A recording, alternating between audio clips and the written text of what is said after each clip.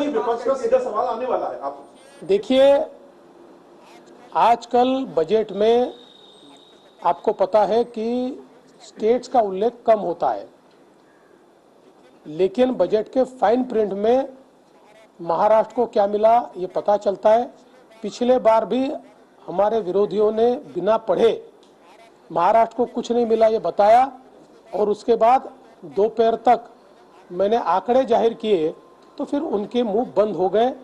अब भी महाराष्ट्र को क्या मिला इसके आंकड़े शाम तक मेरे पास आएंगे, मैं उसे घोषित करूंगा और आपको दिखाई पड़ेगा महाराष्ट्र को बहुत बड़े पैमाने पर चीजें मिली है।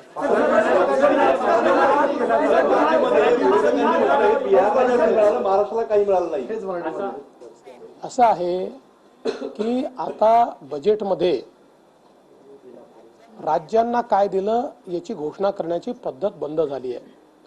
हे ठीक आहे की एक दोन वेळा बिहारचं नाव आलं, पण इतर कुठल्याही राज्याचं नाव त्याच्यात आलेलं नाही।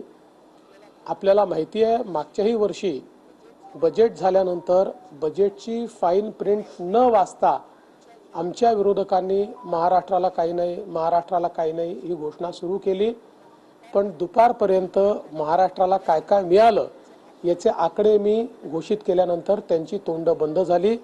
आजही संध्याकाळपर्यंत जशी फाईन प्रिंट माझ्या हातामध्ये येईल महाराष्ट्राला काय मिळालं हे मी घोषित करेन, आणि मला विश्वास आहे की महाराष्ट्राला दरवर्षीप्रमाणे मोठ्या प्रमाणात बजेटमधून निधी मिळेल।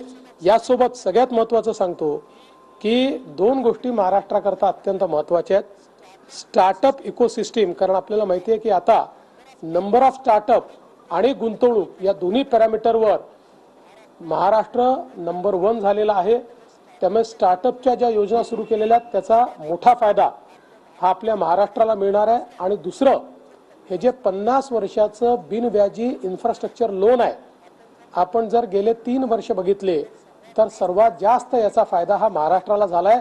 याही वर्षी याचा सर्वाधिक फायदा महाराष्ट्रच घेईल। महाराष्ट्राला पीपीच्या अंतर्गत पीपीपीचा जो प्रोजेक्ट येतील त्याचा बेनिफिट कशा स्वरूपामध्ये मिळेल, आणि दुसरं विमा क्षेत्रामध्ये 100% एफडीआय म्हटलेलं आहे, त्याचा अनेक जणांचं असं मत आहे की यामुळे विमा कंपन्या आधी